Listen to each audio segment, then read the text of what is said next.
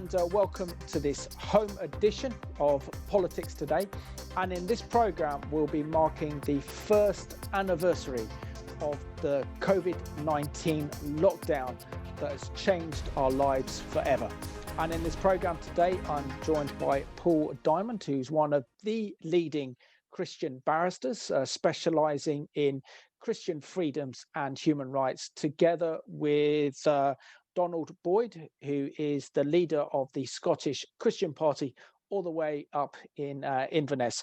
Gentlemen, warm welcome to this home edition of Politics Today. Paul, I'll start off with you. I mean, it's been an extraordinary year. I mean, who would have actually thought back in March 2020 that our own personal liberties would be very much taken away from us, that we would be really hindered in our ability to travel, to meet our family, with the COVID-19 lockdown and all the legislation that's tied up with it.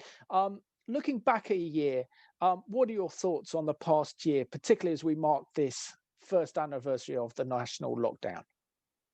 Yes. Well, I think for me, two strands stand out. One is Parliament, if I could put it in broader terms, and the other one is the role of the media. The whole of this coronavirus pandemic, people have very different views on this. Some people believe the government that the vaccine should be rolled out. Other people think this is a sort of mass collective hysteria that people will look back on in years to come with bewilderment. What has been alarming is the growth of power of the executive, the government, and the powers they've given to the police to fine and spot and actually choose who can demonstrate. So they seem very heavy-handed if you're anti-lockdown, but to be honest, if you're Extinction Rebellion, they seem to turn a blind eye, and cabinet ministers turn up to various demonstrations if they're opposition, and it depends on what's popular. So there's been an alarming weakening in Parliament's control and the rule of law in a sort of general sense, which will have long-term implications over and above a sort of a sense of crisis. We have to do what's ever necessary now, regardless of this inconvenience of a thing called the rule of law. And then the other thing that's actually been very disturbing to me has been the media, the role of the media. I mean, it's been going on for quite some time now. They've been launching sort of partisan attacks against Israel, the Brexit vote, Donald Trump and Biden. And they're taking an incredibly partisan role in the last few years that I think a lot of people are very, very confused now. They don't know what to believe.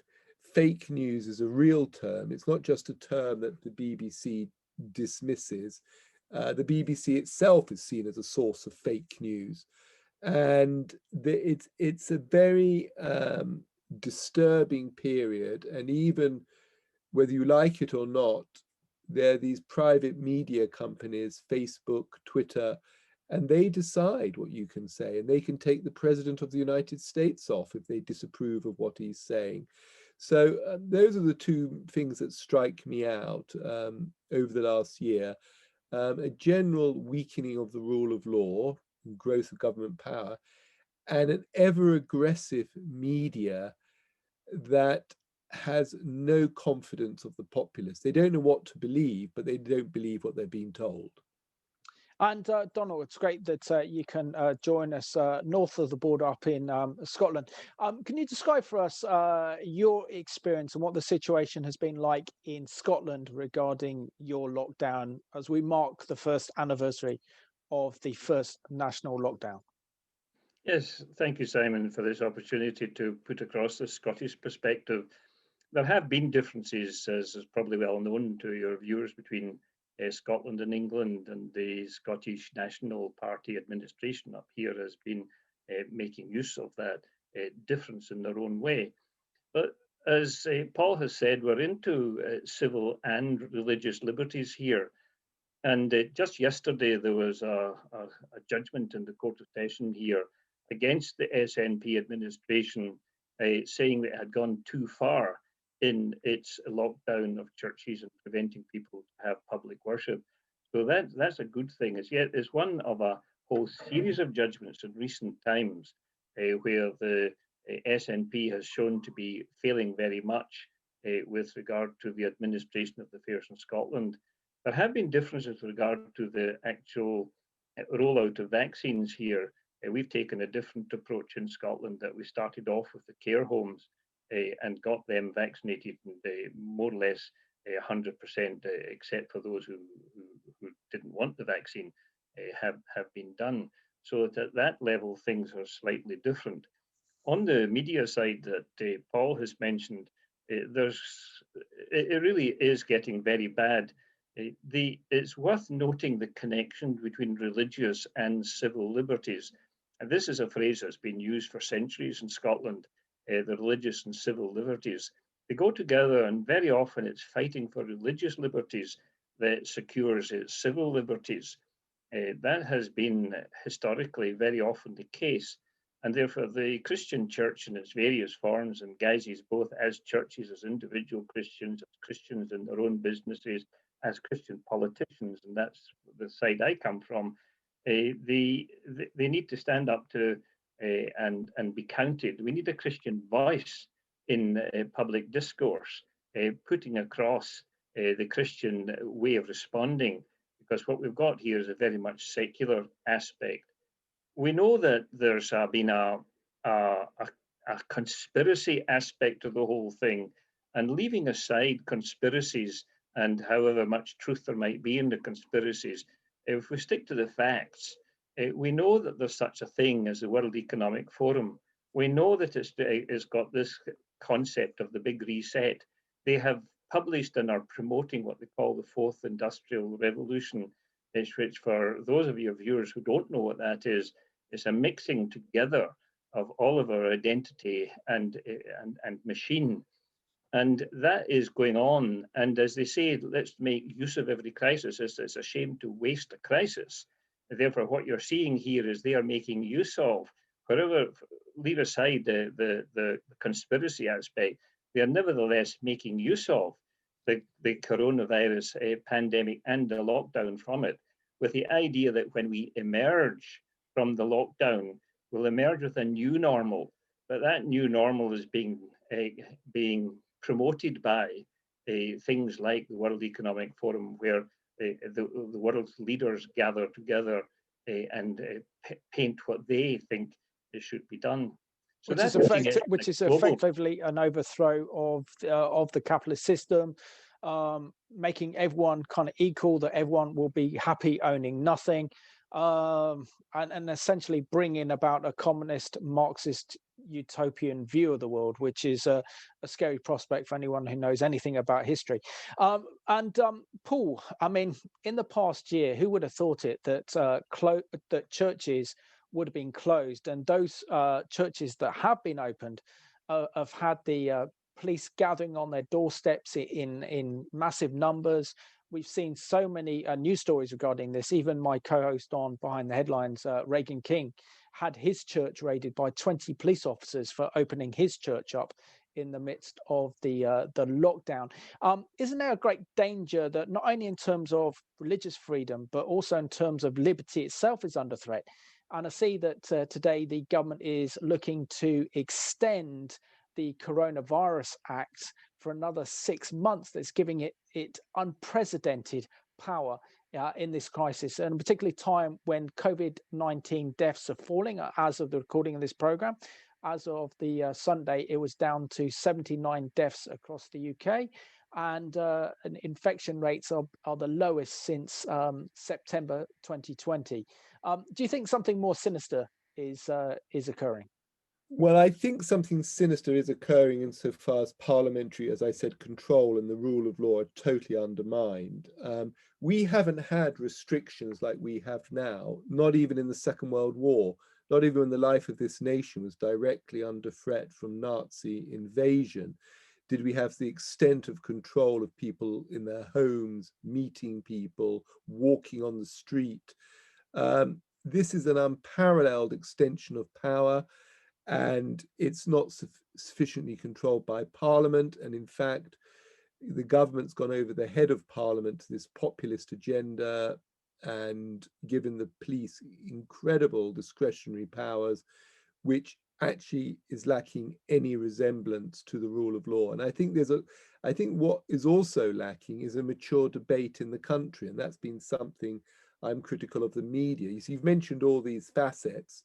We also know the average age, I believe, is 82 of people dying from the coronavirus. That's the average age, and obviously younger people bring it down. It may be that the medium age is closer to 85, and individuals who are elderly with underlying conditions. And we are not allowed a debate. We have a sort of a hysterical approach by the media where every young person who died is an everyday occurrence, when in fact it's not. It's extremely unusual.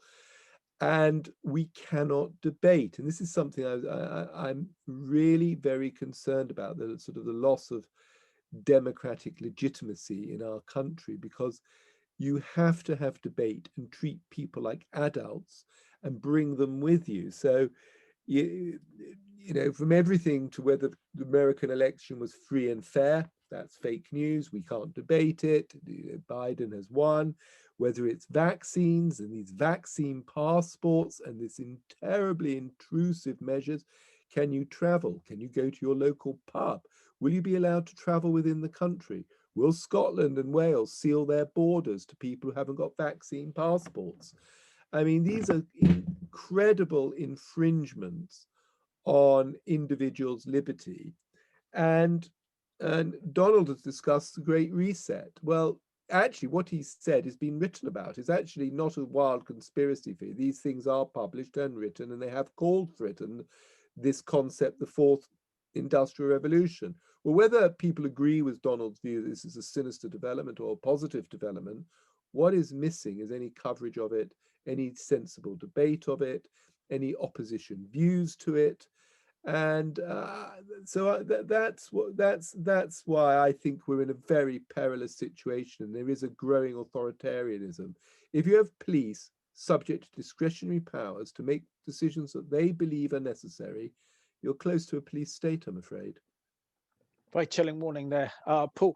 And Donald, you know, we've seen the situation up in Scotland where Nicola Sturgeon, the First Minister, belonged to the Scottish Nationalist Party, has very much used this crisis in order to enhance her political ambitions of having Scotland as an independent country. And of course, that is down to the Scottish people to decide whether Scotland breaks free of Britain. But are you concerned in the way that you are governed up in Scotland?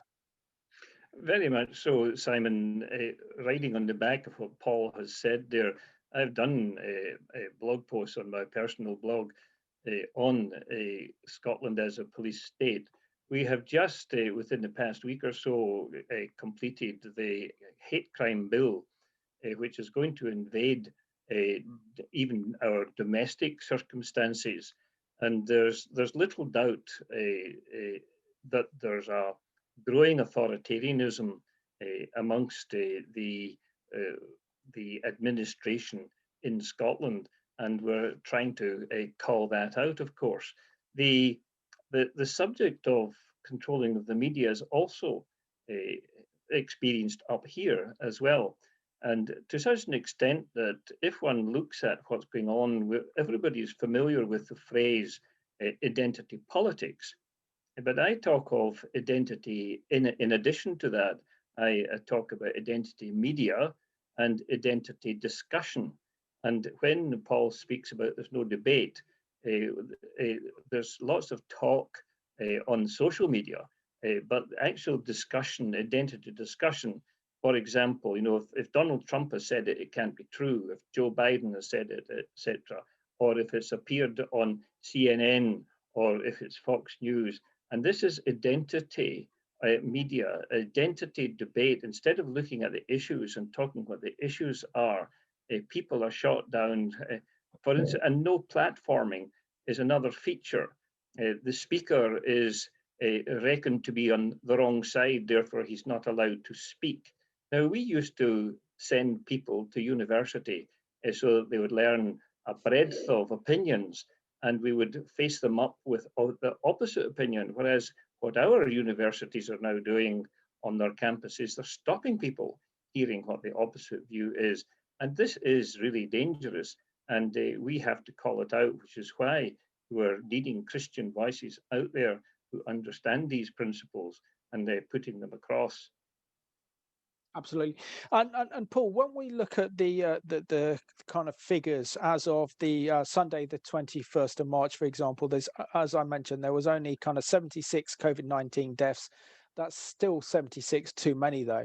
And the infection rate is the lowest since September 2020. And COVID deaths are down by 40% and hospitalizations are down by 21%. And yet the government is now warning of a third wave coming over from Europe. And so therefore preparing the public for another possible fourth lockdown in the months to come. And also extending the Coronavirus Act for another 6 months without the kind of parliamentary scrutiny that is needed. We see that when governments take unprecedented powers, they're very reluctant to give them back. What role can you play and what role can others play to ensure that our freedoms are given back to us once this crisis is over, and how we have to protect our rights, particularly under the influence of, say, the Magna Carta?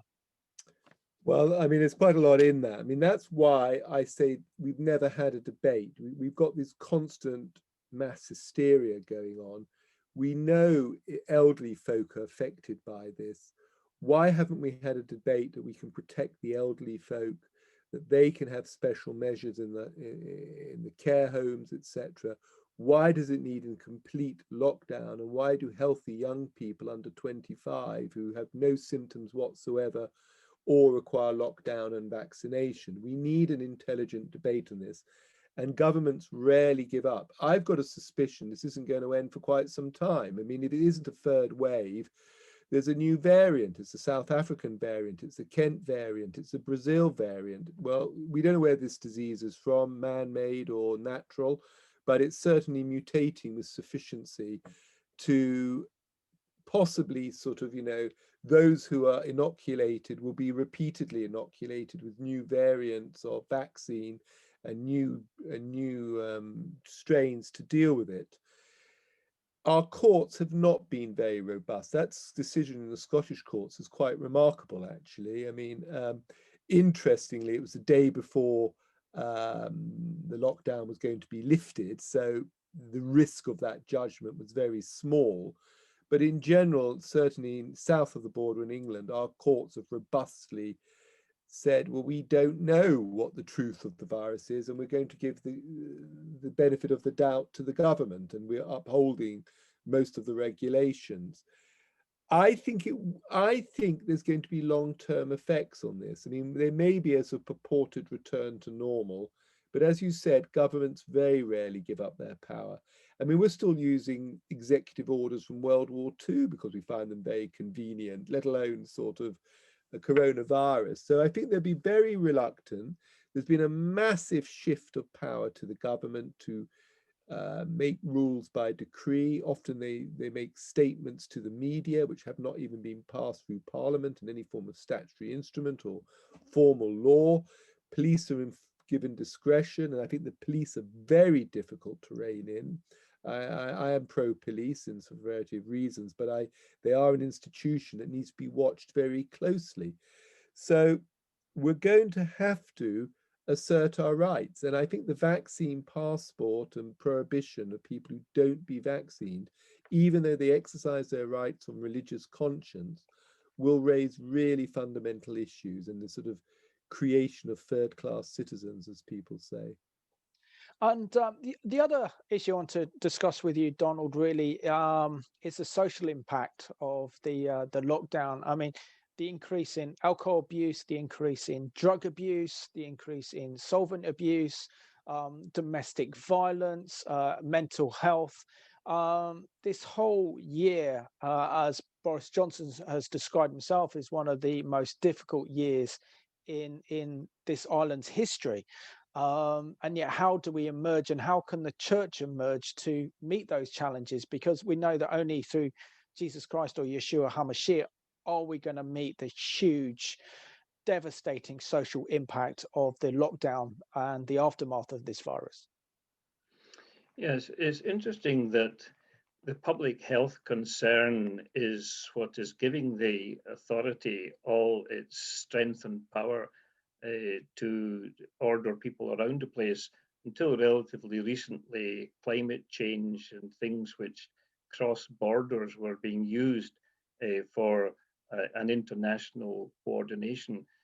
Just to make it clear, I was separating out the Great Reset and the Davos agenda from conspiracy theory. I was saying whatever is in whatever conspiracy there is separate from this. That this is a real thing that is going on, and what we need to see is this global effort. The Build Back Better is actually the slogan from Davos. It was picked up by Joe Biden in the States. It was used by Boris Johnson here. It was used at the recent Scottish Tory conference by Michael Gove, and our health secretary, Matt Hancock, also uses it, and he was also at Davos. And the idea is to have a new normal. And so when we are coming out of lockdown, and when Paul says this might be prolonged, that there is this attempt to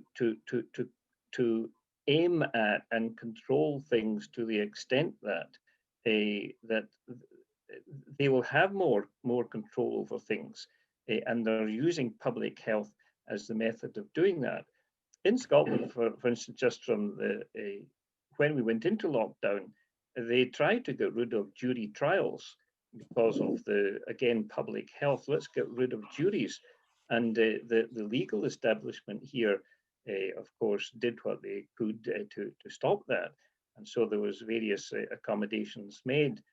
But there are legal people here in Scotland, I mean people from the very top, who are quite concerned about the control that is going on here in Scotland. And I think we might even be further ahead in the control aspect in Scotland than you are down there in England, and more or less having a one-party state here. So that when it comes to we've got lots of islands which are themselves isolated from the mainland, and there's slight differences there. But the question is arising in people's minds as to the proportionality of what is going on. And that is what the legal case was actually about. It actually centered on the proportionality of the measures which are being taken in the interests of public health. And hopefully that debate will become more prominent, not just in Scotland, but also down in England. Paul, we're down to about 4 minutes left of this program.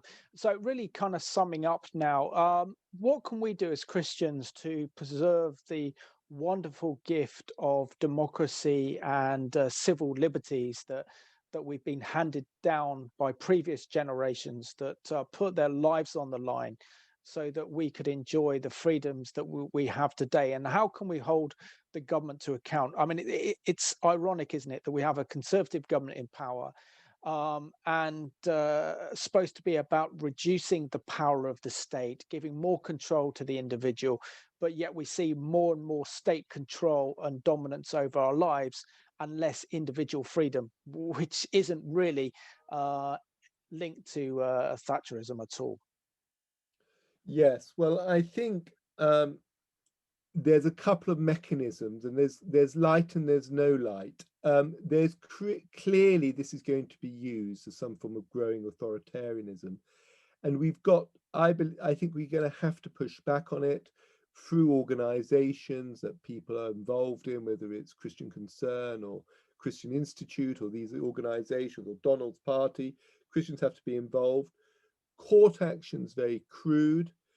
Actually, a lot of people are very concerned, and the government's intervening in universities now to have some kind of free speech champion. You also hear what Donald mentioned in Scotland, that private conversations, if you don't think rightly in your private conversation, It could be a hate crime, and the extent of the government's desire to control people and prevent dissent. And my experience of doing cases, actually, the people who dissent are the oddballs. The lady who doesn't wear a cross at British Airways, whatever, she's pretty unusual. The person that says, I want to preach the gospel is pretty unusual. The person that says, I'm not going to buckle. And the Christians need to rally around these people and support them financially and legally. Very often they're criticized. You know, it's not the secular world criticizing them. Some of the secular people say, I admire this person. He's standing up. But the Christian goes, why is he doing that? He should really go along with the government. Well, should they? Are they acting fairly? So I think it's a long process. There's good and bad in it, but I think I am concerned the long-term effects of this are going to be bad. And Donald, within less than a minute or so, how important is it that that Christians have a political voice, and particularly with the forthcoming elections for the Scottish Parliament, that they get involved in Scottish politics and they make their voices known on these issues? We've said repeatedly, Simon, the principal thing is a Christian voice. It's not so much Christian politicians. We've got a lot of Christian politicians, but they're not speaking as Christians. Their mouths are shut by their party managers. And if they step out of line, of course, it's going to affect their careers. And so what we say is we're needing a Christian party. And people say we don't need a Christian party. And I agree with that. It would be good to have 6 Christian parties. But what we're actually needing is a voice. People articulating the Christian worldview, the Christian, and which is perfectly defensible. We've been defending it for 2,000 years. Is perfectly legitimate, but you're just not hearing these voices from the Christians who are already in politics. And this is why Christians are needing to get together. And we see Paul was talking there about Christian Concern, etc., etc. These are lobby groups. They're very important, but you need people in places of power. That is politicians who will actually change the law. Absolutely. Donald and Paul, thank you so much for being my guests on this home edition of Politics Today. And I just want to thank all of you for watching this program. All I can say is that we are living in extraordinary times where, as Christians, we need to stand up for our God-given civil liberties, our religious freedoms that have been given to us by generation after generation, mainly through the shedding of blood in defending these islands against tyranny. And for the sake of that World War II generation, we need to stand up and fight and support those Christians in positions of power and influence, and to have a voice, and to support the excellent work being done by both Donald in Scotland and also Paul Diamond in the legal sphere. So thank you for watching this home edition of Politics Today.